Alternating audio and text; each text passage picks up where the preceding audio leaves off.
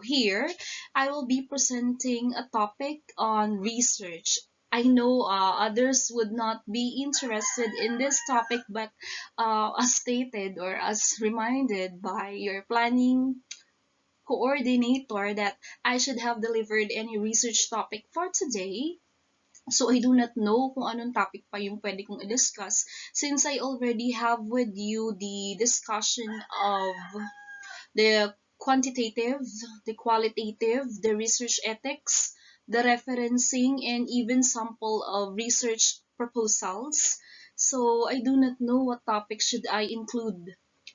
And now I have come up with the most important thing, some of the weaknesses of schools, that is to have their own school research management committee. And another, how to apply for basic education research fund. So those who are research enthusiasts and the rest of teachers and the school head, of course, a pleasant morning to everyone. Our session objectives for today include orient participants on research management guidelines, update participants on improved grants processes of the birthed, and level of mechanisms in managing research initiatives. Kung alam na po natin yung mga functions and different guidelines, tayo naman po ay dadako sa research management cycle. Of course, cycle siya, it follows a definite order or a pattern on how research management will function. So, una po, of course, we have the call for proposals, calling for paper submissions. And once the paper was submitted, we will have initial evaluation to be given by, pwedeng sa school level, sasalain agad yung papers and providing of assistance kung paano may improve yung paper. And then, sa formatting, sa content, kung pasok ba yung team na ginamit niya. So that is initial evaluation. And once the paper has been edited for comments and suggestions based from the initial evaluation, magkakaroon na po tayo ng committee evaluation. So pwedeng papasok na siya sa SDRC or sa division level. So yun yung school division research committee. So doon naman papasok yung checklist kung saan ang researchers ay titingnan yung parts from the title down to the references. Kompleto ba yung papers? Nag-follow ba sa rubrics? And so on. So later on, if possible, I can show you an example of evaluation from the committee signed by respective authority. So later, if I have time, I will be presenting it to you. I will attach to the next slide or to the next slide. Ano po? Then we have, after siguro 5 days maximum, kasi we are given 2 to 5 days, halimbawa, part ka ng research committee sa division. May 2 to 5 days ka para ma-evaluate ang isang paper or submission, and then you will provide a notification whether the paper is approved or approved with corrections or not approved but for improvement. So, yun. Then we have implementation. So, nandun na papasok na yung work plan natin and how it would be conducted. And then we have the submission and acceptance of the full paper, if possible. Then, we do not end up with the submission. Ngayon, ang dinagdag po ay utilization and dissemination. So what if you have a research paper? Anong magiging tulong nito sa school, sa division, sa region, or even into whole DepEd nation? Na-utilize ba ang findings mo? Nagamit ba ito? Naging policy ba ito sa iyong school level, division, region, or so on? So, yun po yung tinatawag natin na utilization. Nagagamit ba ang mga findings and output that you have on your research? Baka naman ang research mo ay for paper lamang. Pero yung findings mo after you have completed and submitted it, wala na ulit. So where is the continuity of your research? So that's the question. And then once the paper has been utilized and well disseminated, papasok na siya sa archival or parang compilation, collection of completed research papers na dapat meron naman talaga lahat ng division or even sa school. Meron ba kayong compilation ng mga na-finish na action researches sa school level? Or even na-submit for publication or for presentation. So that is another evidence or means of verification if the school is functioning well. The archival of documents as a proof that the school is very active when it comes to research. Okay po, so muli po ating isa-isahin. Call for research proposals. So, call for research proposals happen at least once a year. Katulad nga po dun sa BERF, Basic Education Research Fund. And you have, actually, if you have the call for papers submission for proposal submission, halimbawa ay August, nag-call for research proposal. So, you have 1 month to submit. Usually 30 days ang palugit na ibibigay sa iyo para makomplete mo yung mga attachments. So, 1 month to submit. And, of course, dadaan siya sa checking. And if the papers are already ready, pwede siyang isubmit in soft or hard copies. But nowadays, soft copies are advisable. So, pwede naman kasi noon talaga naka-CD na yung paper na isasubmit mo plus may printed ka pa na isisilid sa envelope to be submitted in the division office for editing or for checking. Pero ngayon, ginamit sa birth, 5th cycle ay all soft copies because of some health and safety protocols. And then, after the call for research proposals, if you have complete requirements, then it's already good for submission. So, ito yung nami-mention ko rin kanina pa. Under call for research proposal, may mga checklist tayo ng mga kailangang isubmit. But actually, kung hindi talaga ako nagkakamali, I have 7 attachments na pinrovide ko when I tried to submit in birth. Kasi po, di ba lagi nyo naririnig yung salitang birthed?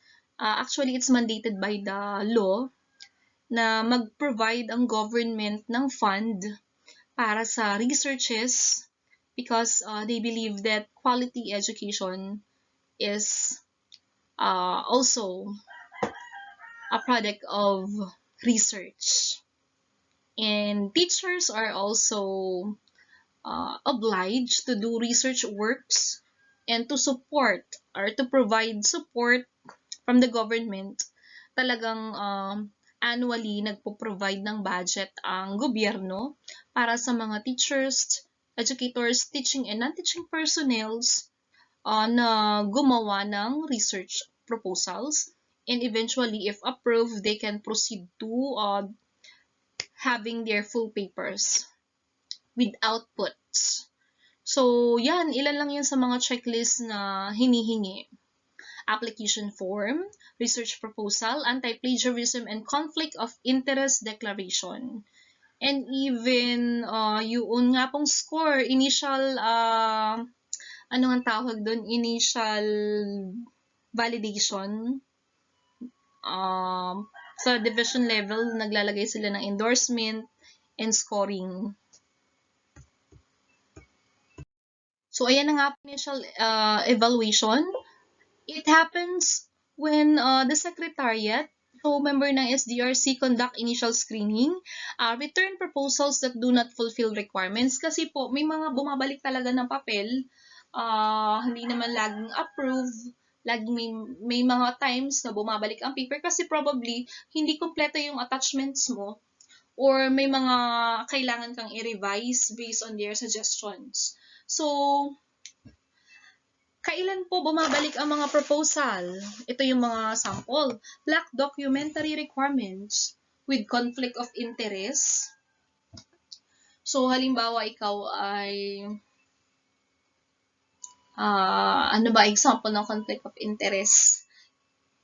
Yung yung parang ikaw lang yung makikinabang, parang they are seeing the paper as just merely for promotion, and parang yes, parang pakabig lang because they are giving budgets. You don't have the full intention to disseminate your findings or probably anything that will benefit you aside from the guidelines stipulated by birth. Then, also failure to conform research ethics. Halimbawa, hindi ka nag-referencing. You violated the research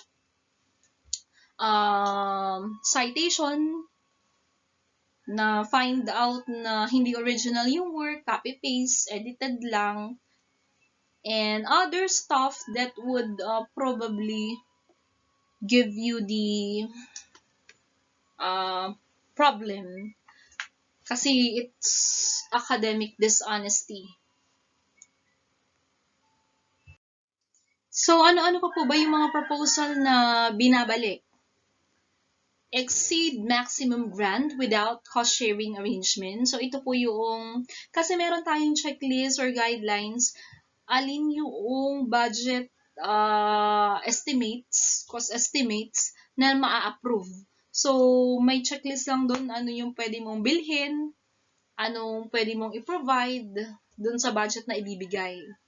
Another, non-alignment with research agendas. Diba may na-mention ako kanina na teams, recurring teams, yung halimbawa nga ay teaching and learning, governance, child protection, disaster risk reduction, and others. So, kung ang topic mo ay hindi kasali doon, hindi align dun sa Senate ng DepEd, of course, your paper will be returned to you, and that would be for realignment. And then, another, kasi meron tayong addendum na na-mention ko rin naman sa reference kanina. So, kapag ang cost estimates mo ay nag-violate sa accounting rules and regulations, may mga items kasi na bawal i-purchase at may mga items naman na ipinoprovide. So, you should look on the table provided under that attachment sa parang DepEd Order 43 siya. Hindi ako sure kung ano yung mga accounting rules and regulations na kailangan. Okay, so after that, we have committee evaluation. And what happens in the committee evaluation? Paano mo ba malalaman kung approve yung paper mo? So here is the guideline. Use the appropriate rubrics for appraising research proposal. So mamaya kung kaya ko pang i-attach yung template, ilang percent ba ang required? Halimbawa ay ilang percent ang ano bang tawag doon, yung points para sa objectives of the study, points para sa literature. So, lahat ng parts ng action research, may designated points silang inilalagay. At ang passing score po doon ay 70% for you to advance on the next level. So, hindi naman ganun kataas. At least, it's attainable.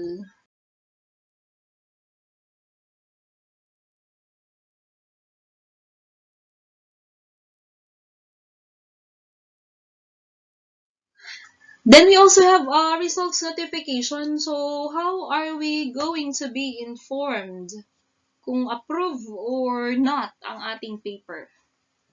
Here's the process.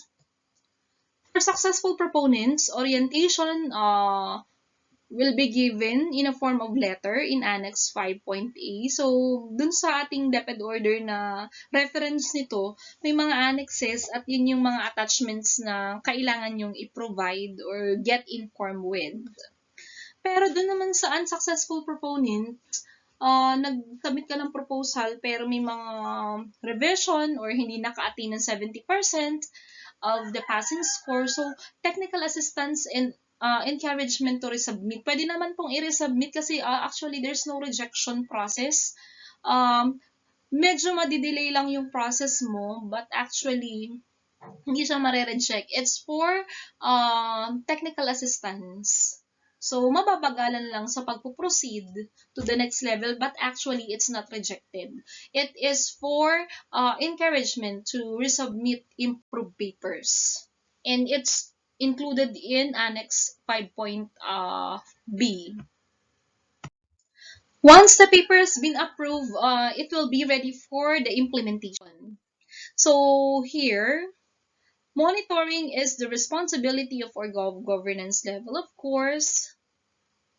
So here, in case hindi natin ma-fulfill yung stipulated date kung kailan dapat ma-complete yung paper, here, you can write a relevant letter to the committee in case of plan deviation. Kasi meron tayong work plan na sinusunod at isinasubmit sa division office at sa region office about our researches.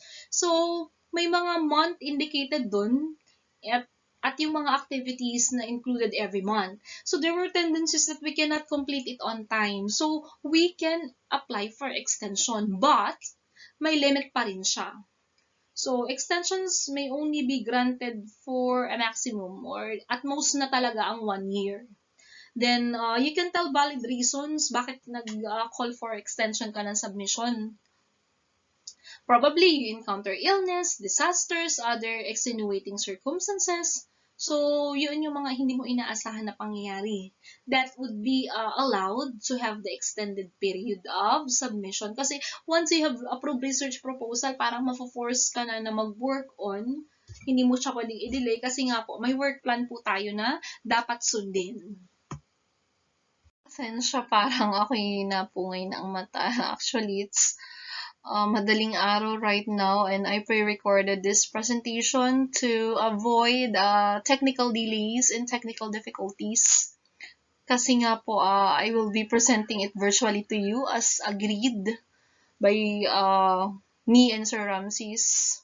So, I just prepared it beforehand. Baka kasi mahirap ang signal later or magka-power interruption again. I'm so sorry, I felt sleepy. Laki na ng eye bags ko. But nevertheless, we will proceed with the submission and acceptance. So what will happen if the paper has been submitted and accepted already? So when we are submitting, here are some executive data sets, final output, and hard and soft copy. So before, yan yung mga hinihingi. When the paper has been completed, halimbawa nabigyan ka na nga ng 3 years, or 3 years, bagang antok na talaga, ng 1 year to complete your paper. So yun na, you will be ready for the final output and submission. And then you will be receiving the certificates of completion. And then you can present it in plenums conducted by region and even national levels. And then we have utilization and dissemination. What happens in utilization and dissemination? So the region and division may organize, okay na po, for presentation na, research conferences, research forums, policy forums, and marami pang paraan para ma-disseminate or maipamudmod, maipamahagi, maipagkalat, ano pa ba ang other words doon? Ang research findings mo. Probably it could be a topic of learning action sale or the lack. In-service training, yes, part din siya. School governance councils, school improvement plans, annual implementation plan, and school report cards. Kasi po, importante talaga if you have a researcher in your school at hindi ka masisiro when it comes to research. Lalo ito, part siya ng school report card. Yung isinasabit nyo sa division showing your SBM level of practice. So, kung kayo ay okay ang papel, ang school, active sa research, hindi kayo masisiro pagdating sa part na ito. And it's also part of research and development. So, kaya nga po, we are encouraging that every school ay sana may representative in a form of research coordinators, tapos meron siyang strong support with the presence of the research management team sa school. Later, I will show yung research management composition ng schools as suggested by DepEd memo. So, later i-check ko lang yung copy ko. Okay, so let's continue. When it comes to utilization and dissemination, kasi halimbawa may findings ka, you found that there's a significant difference between academic performance, halimbawa yun yung topic, and ano ang tawag dun? There's a significant relationship between academic performance and health of learners. So, anong policy or memo or batas na localize sa iyong school ang gagawin mo? Kunwari, ikaw ay isang canteen coordinator or school health and nutrition coordinator. So, with that, na-found out mo na dapat ay healthy ang mga students para magkaroon ng academic outcomes na positive. So, doon pa lang, yung gagawin mong policy or plan, nakaangkla or may basis siya. At yung basis na nga pong yun ay ang research findings. So, it is really important that you utilize or ginamit mo yung findings because it will not just end up in research, completed research. Dapat yung output ay na-utilize. Actually, if you will be submitting research proposals, yung mga apply ka as outstanding researcher, dapat may continuity. I also found out on some criterias. Halimbawa, yung research mo ba ay na-utilize? Ito ba ay fully documented? Sino yung mga signatories? Kasi kasama din po siya sa promotion and different points that you can acquire. So actually, napakaraming benefits if you will engage into researches. Una, kahit saang criteria, pasok ang research. When you are following DepEd Order 66, may puntos para sa research completed kung anong level man yan. Halimbawa ay school level, division, region, international. So you better get the highest point. Pambawi mo rin yun kasi hindi naman lahat ng teacher nagre-research. So if you are having that, halimbawa meron ka man lang 10 points or 5 points sa research. So malaking bentahe or advantage mo iyon.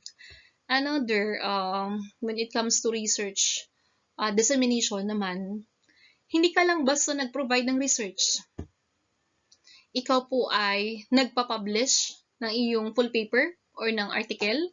So, may puntos din po siya sa publication. It is not just research writing, but publication. May level din siya, cumulative yung points.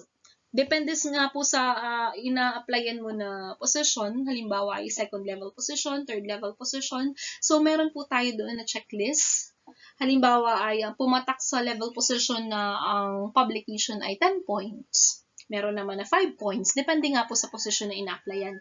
And also, another benefit of conducting research, when you presented it, pasok ka pa sa research speakership.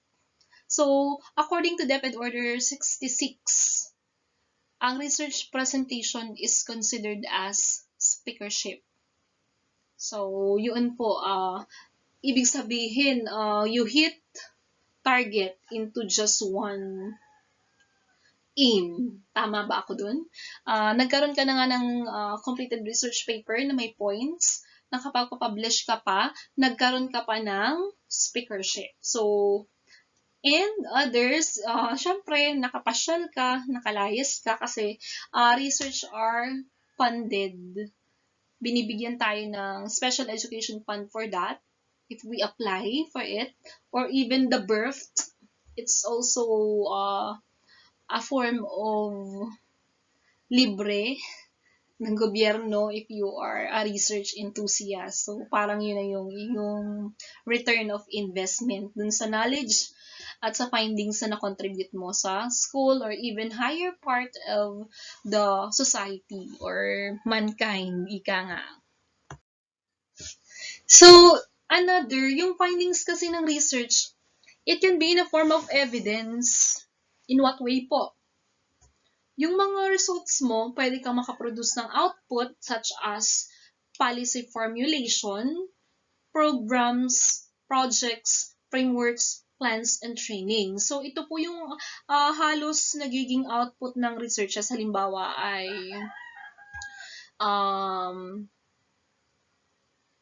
continuing professional development of teachers. Pasensya na po talaga ako, pipikit-pikit na. I'm very sleepy right now. So, that's life. Yun na, I am talking about the title, Continuing Professional Development of Teachers, Groundwork for, halimbawa, Project Meta, Monitoring, Evaluation, and Technical Assistance. Diba? Lagi tayong may proposed output if it is a basic research. So, ito po yung pwede nating maging output or based on the findings. Yun na nga po, palisiya, programa, proyekto, framework, or pattern, plano, or pwedeng magpa-capacity building training ka, or you produce instructional materials, katulad nga po noong knowing the performance level of learners, basis for instructional materials in, halimbawa, science, or halimbawa naman ay knowing or not knowing but halimbawa leadership styles of school heads and instructional styles of teachers, basis for instructional supervisory plan. So yun, mga sample evidences or output that we might provide out of our researches. So I know in your mind you have different ideas na, or even additional topics that would formulate and have the following evidences. And then the last part po, yung archival. When you say archival, yun na nga po yung I mentioned a while ago, yun yung how you keep documents. So here, completed researches and data sets will be archived. And then we have the conduct of monitoring and evaluation for the entire cycle. So you have the safekeeping, the documentation of all research papers. Kasi po, it's part of school-based management, yung mga artifacts. And even, you can use it as MOVs in your IPCR under development. Research and innovation, lagi siyang magkaulam. And even for promotion, so you must always keep a record of what you have done and what you have accomplished in research. Here's the sample checklist that you must provide for the submission of basic education research fund proposals.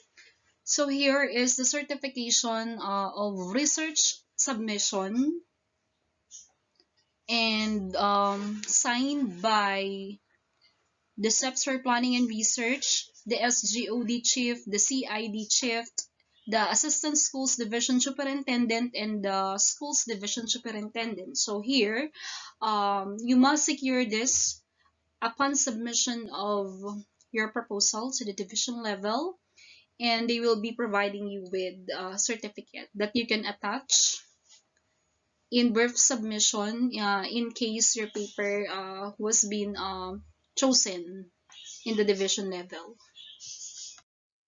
Ito naman yung sample ng approved research proposal. So actually, hindi naman siya ganun kahaba as what you are expecting, katulad ng academic thesis and dissertations.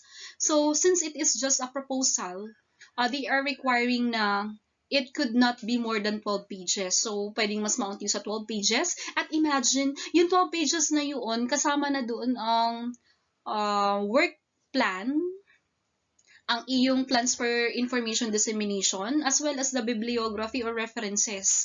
So ano lang yung notable parts?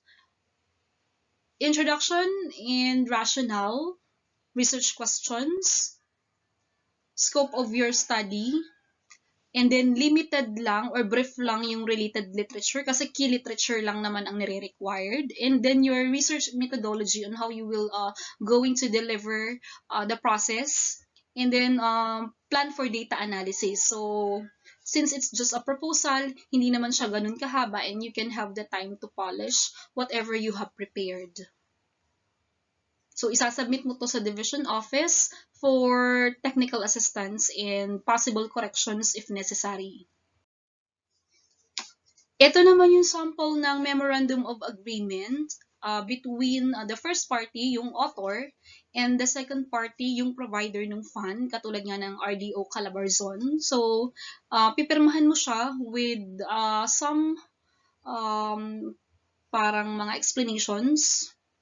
Once you did not complete the study, you will return the whole amount, and some guidelines dun sa Memorandum of Agreement. So, ito naman po ay ina-accomplish kapag na-approve na sa region yung paper mo. So, nagre-release sila ng memo for approved research proposals for birth fund, and ipinipresent siya virtually, katulad nung nangyari last time, we presented it virtually for technical assistance and further improvement of our papers. So, yan na po yung after. Bago ma-release ang voucher or budget para sa research mo, you have to fulfill the Memorandum of Agreement. Ito naman yung sample cost estimates or paglalagay mo ng budget sa kada parts or activity na gagawin mo sa iyong research. So, alin dito ang allowable, alin dito ang non-allowable. So, naka-stipulate naman dun sa checklist, lalagyan mo na lang siya ng cost estimates, quantity, and yung mga bagay-bagay na dapat ilagay, katulad noong expenditure types for each activity. So, yan. That's the approved cost estimate. Ito namang letter of recommendation ay piniprepare ng Schools Division Superintendent ng division kung saan ka naroroon, and it's telling the letter for recommendation for research funding. So, nire-recommend na yung paper mo ay mapondohan, and it was addressed to the Chief of PPRD, so yun yung Research Policy Planning Department or Division ng DepEd Calabarzon. So, in this case, Dr. Viernalin M. Nama is the PPRD chief. So, sa kanya naka-address yung letter of recommendation. So, kapag approved sa division office yung iyong proposal, gagawan ka ng recommendation para maisubmit mo naman sa region. So, ito yung na-mention ko kanina na pine-prepare ng SDRC. So, ang signatory nito ay SDS. So, another attachment is the declaration of absence of conflict of interest. So, here, it tells that there's no conflict of interest in the procurement of budget that you are requesting. So, you will sign your name as the proponent, and it will be duly authorized by the highest authority or your immediate head. So, yan. Sample of declaration of absence of conflict of interest as part of the attachment that you need to submit. Ito naman yung sample ng research proposal appraisal form na ginagawa ng SDRC, ng committee. So, they are checking each part of the research proposal. So, kung makikita nyo dyan, may mga scores na naka-indicate and rubrics. So, they will review your paper and then they will put designated points. Naka-indicate naman sa birth memo yung mga percentages ng score to accomplish. Katulad nito, I will give you a sample. 20 points ang ibinibigay sa research question. Mayroon niyang rubrics. So, kailangan, pag pinagsama-sama natin yung mga points sa bawat parts, at least maka 70% ka, over 100, para mag-proceed ka to the next level. So, in that case, they also provide technical assistance, ang SDRC, for the improvement of your paper and how you can further edit. So, yan yung sample ko ng appraisal form given to me when I given technical assistance. Nakasama din sa attachment ng pagsasubmit ng proposal sa RDO Calabarzon. Another attachment is the Declaration of Anti-Plagiarism. So, it is under the ethical considerations. that you understand that plagiarism is an act of taking and using another idea. So making sure that everything is original and not just copy paste or stolen from others' work, and everything is properly cited and documented. So yan po ay may mga pinipirmahan din to state that everything you did is free of plagiarism. So, yun po. Example lang siya. But actually, don't worry. Kung kayo parang nalalaliman dun sa mga submissions or mga attachments, yan po naman ay provided ang template. Kayo lang po ang mag-fill out ng pangalan nyo, ng signature nyo, and everything else na hinihingi. So, yan po. Everything is provided kasi po we have a unified template provided by the regional office. Once yung paper mo ay na-approve sa regional level, so kailangan mong sumulat sa PPRD chief kay Dr. Biernalin Nama na ina-accept mo yung funding na i-offer sa iyo. So, in that case, this is the example of letter of acceptance that I had made when my paper was approved for research funding. Pag-usapan naman po natin yung funding or pagbabudget. Usually, we use BERF for the following. 75% po ng budget ng gobyerno para sa Basic Education Research Fund ay nagmula sa research proposals, yung mga approved proposals kada region. So, recently, we presented a BERF proposal virtually. Hindi kasi pwede yung face-to-face in this school year. Kaya, yun, we resorted to research proposal. Doon po ay papasok pa rin under technical assistance. Yung mga panels magpo-provide ng support, checking of the proposal, and giving of feedbacks for further improvement. So, yung total budget na 100% fund, 75% doon ay mabibigay sa research proposals. Kung approve yung paper mo, bibigyan kanila ng Memorandum of Agreement through the regional division and regional office. And then, kasi dun, when we submitted our proposal, kasama na dun yung land bank account.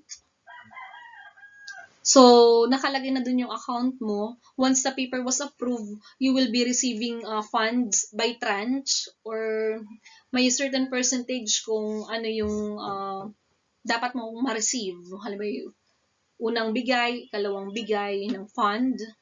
So, they are, as of now, they are processing the voucher for our research fund because in Division of Lucena, luckily, I was granted 2 research proposals been approved in the division and presented in the regional for funding. So, yun yung masarap dun sa pag-research. You have unlimited opportunities. Tulad nga yung laging sinasabi, masarap talaga ang libre. You don't need to pay for whatever you've provided kasi nag-effort ka na nga. And in return, the government will be providing you with assistance. And then, yung 25% naman ay mapupunta sa research-related activities. Katulad nga po ng pa-seminar ng region, ng division. So, dun na pupunta ang 25%. Mga enhancement, capacity building training, accommodation ng mga presenters, for publication, and other things not stipulated on the rules and regulation set by DepEd when it comes to birth fund sa proposals. Okay, wow! I'm on my 46th slide. So here, the research fund will be used for the following, dun sa 75%. Expenses related to the implementation of research proposals, expenses related to the research dissemination. So, yun, you are given a budget for that. And the question is, sa lahat ng diniscuss kong ito, you are interested to conduct a research, to submit proposal sa BERF, kasi yung BERF ay sinasubmit sa division and sa regional. Ang question doon, am I eligible? Sino ba yung pwedeng mag-apply sa BERFT or Basic Education Research Fund? So, you are eligible if you are a regular or a permanent teaching and non-teaching personnel of DepEd. So, pasok na po tayo doon. No pending administrative case. So, kayo ay walang kaso or anything else. Pasok na ulit kayo doon. Has not yet availed the grant for the year. So, hindi ka pa naka-receive ng grant sa taon na yun. But actually, they are saying na may mga researchers na continuously, parang taon-taon na approve yung papers. So, ibig sabihin ay pwede kang maulit. Halimbawa ngayon, na-approve ka, nagpasa ka ulit next cycle, na-approve ulit. So, I think it would be possible. Kasi yung sa akin nga hindi naman sila nag-limit na isang author, isang paper ang ma-approve. Kasi on my case, dalawa yung pinasa ko na paper, together with my co-author yung isa, tapos yung isa, yung solohan ko lang, parehas siyang na-approve. So, ibig sabihin, hindi naman sila sumasala na one research paper is to, isang grant. Kasi pwedeng dalawa or more siguro, depende na lang dun sa quality ng papers. Kasi meron talaga na papers na hindi na-approve at may papers na na-approve. So, imagine, kunwari, in our division office, ang na-endorse ng aming division para sa regional proposal ay, if I'm not mistaken, 24 kaming nag-submit. May mga co-authors doon, so all in all 33 personnel with 24 papers. So doon sa 24, masya-shortlist pa siya para dun sa mabibigyan ng grant. So depende kasi may mga criteria tayong sinunod or checklist ng points depende dun sa weight ng papers. So mamaya I will try to attach the checklist para yung mga gustong mag-present, mag-submit ng proposal, this will be serving as a guide. Ano po? So, there's no harm in trying. Try lang din ang try. Wala namang mawawala. Kung hindi man siya ma-approve, at least bibigyan ka ng technical assistance on how you improve your paper. Para sa susunod, so yun na, more chances of winning.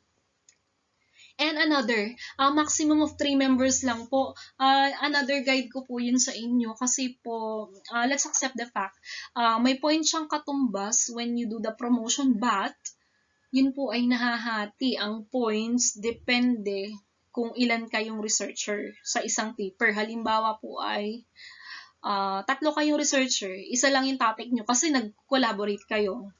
So, halimbawa nakakuha ka ng 5 points on that particular level, or 10 points. Halimbawa, 10 points ang research na international level, i-divide pa siya sa 3 author or sa 3 proponent. Even though ikaw ay lead author, ikaw ay member lang, kayo po ay tulad-tulad ng points. So, I should advise, kung gusto niyo talaga ng malaking points, you go for sole authorship para wala kayong kahati sa points when it comes to promotion. Kasi po, yung authorship, yung paper itself, yan po ay dinidivide kung ilan ang authors when it comes to pointing system. So let's just review DepEd Order 66 and it's stipulated there. Okay, so additionally, meron tayong mga cost estimates, mga budgeting na pinapayagan at hindi pinapayagan. So in our case, we have the following cost estimates na pinapayagan. Allowable expenses for the research implementation. So we have for the supplies and materials, domestic travel, communication allowance, reproduction, printing and binding, the food, other research expenses, and so on. So yun yung mga allowable na pinapayagan. Halimbawa, nabigyan ka ng grant na ay 20,000 or 30 or so on. Depende kasi yun sa weight ng iyong study, yung grant. But then, later on, I will show parang 150,000 yung maximum allowable budget.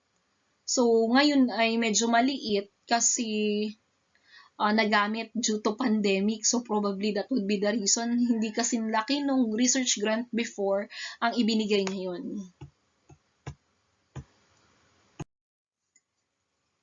Okay, additionally, kung gusto mong ma-approve yung paper mo, kasi minsan nasa cost estimates din yan. Pag sobrang taas ng budget na hinihingi mo, ang tendency niyan ay you would be rejected. Kasi if it's anong tawag doon, hindi ganun ka-practical or sa tingin mo naman talaga hindi ganun yung price, sa cost estimates ka pwedeng hindi pumasa. So, ito yung mga bagay na huwag mong gagawin or ilalagay sa iyong cost estimate proposal. You buy an equipment, you buy a software, payment for resource persons, and then you have that utilities, binili mo ng utilities, yung mga domestic and foreign travels, if I'm not mistaken.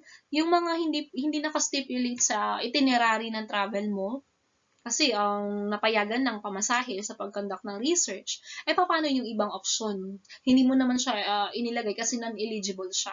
So, we do not do it. As well as the rental. So, yun yung mga hindi na-approve sa cost estimates. Mamaya, I will show you example of cost estimates. Ngayon naman po ay tayo magdadako na sa scope and allocation of proposals.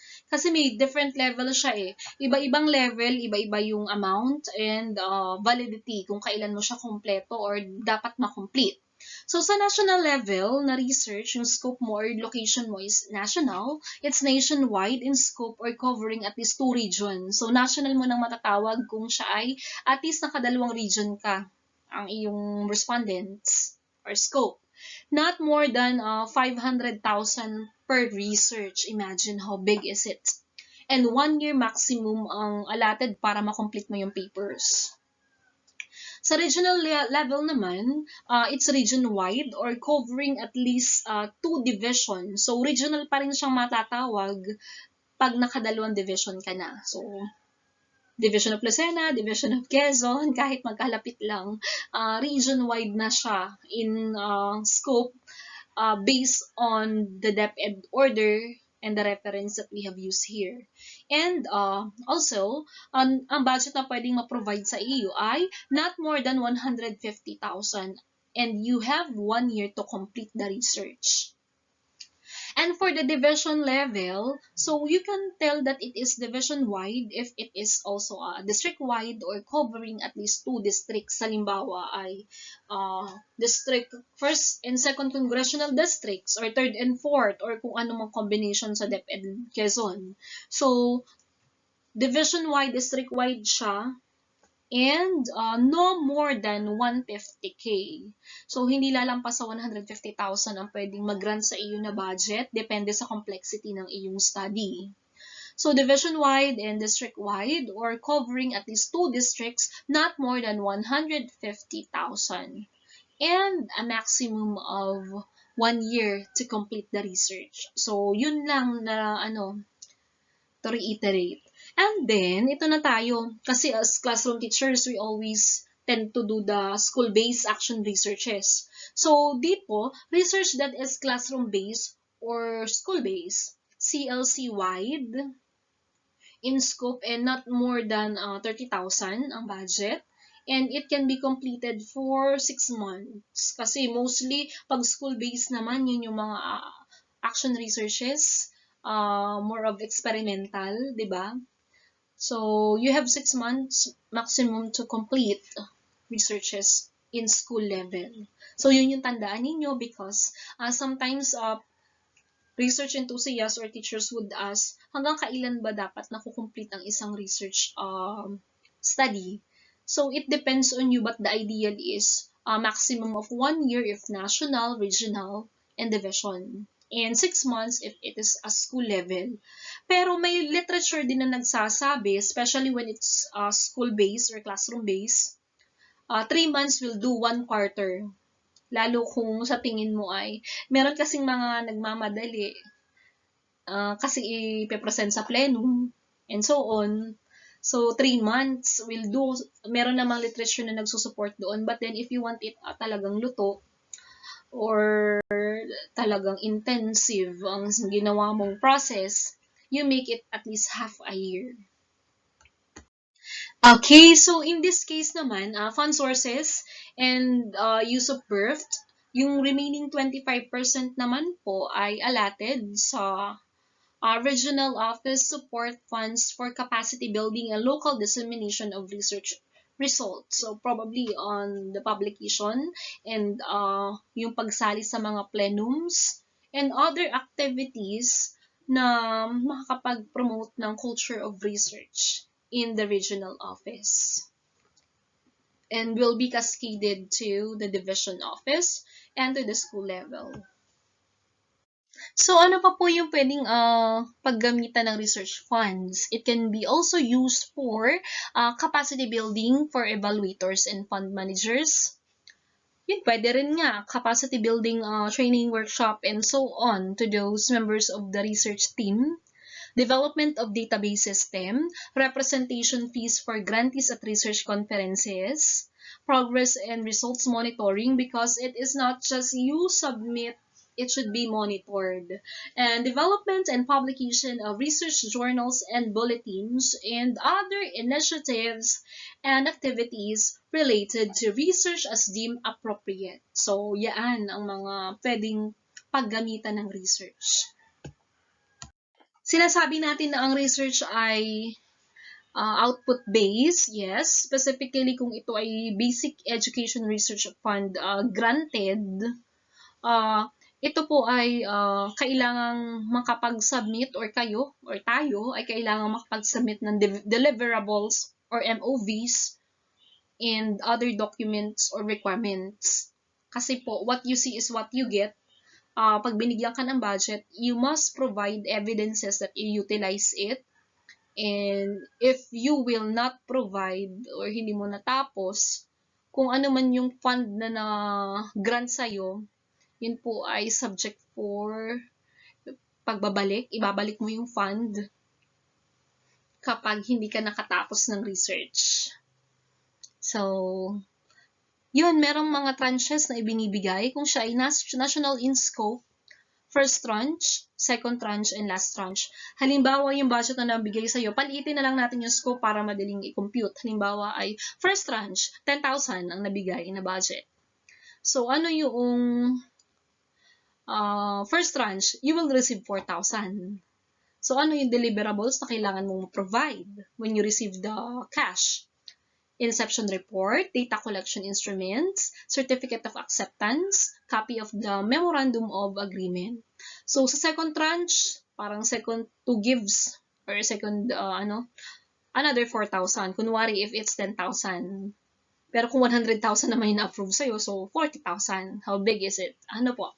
So, data collection activities, data analysis, initial findings, certificate of acceptance, and copy of Memorandum of Agreement. So, laging may ganun, MOA.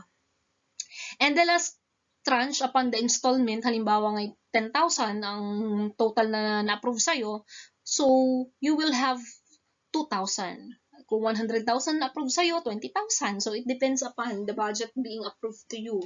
So, ano yung mga kailangan mong i-provide? Final report, certificate of accomplishment, national research,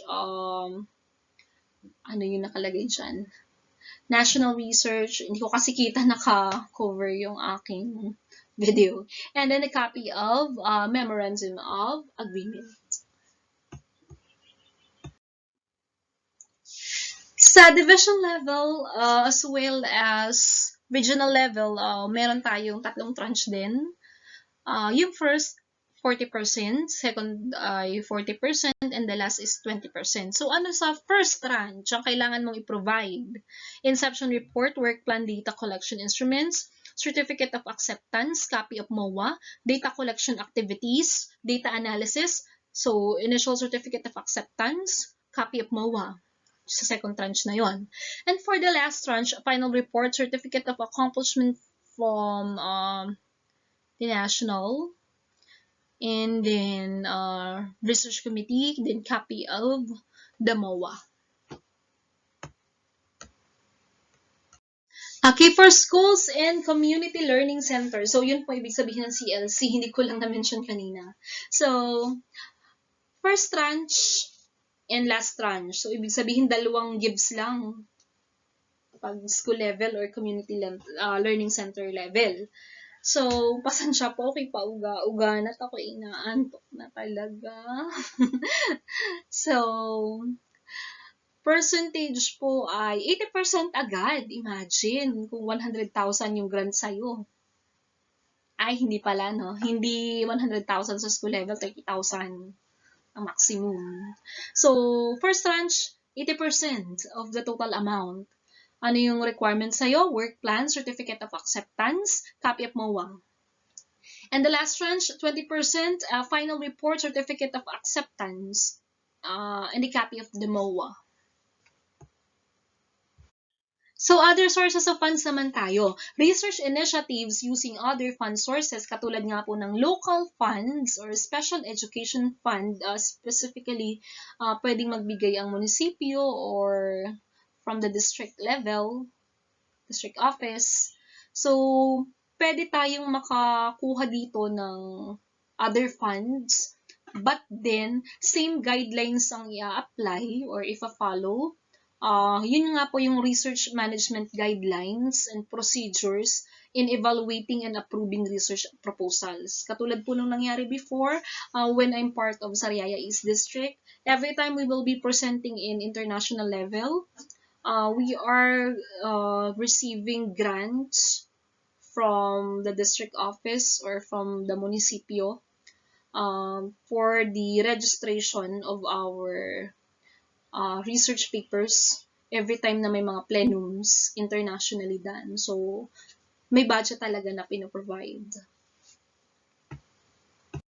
Nandito na tayo sa other provisions. Lagi nyo na may mention or naririnig yung MOA, Memorandum of Agreement.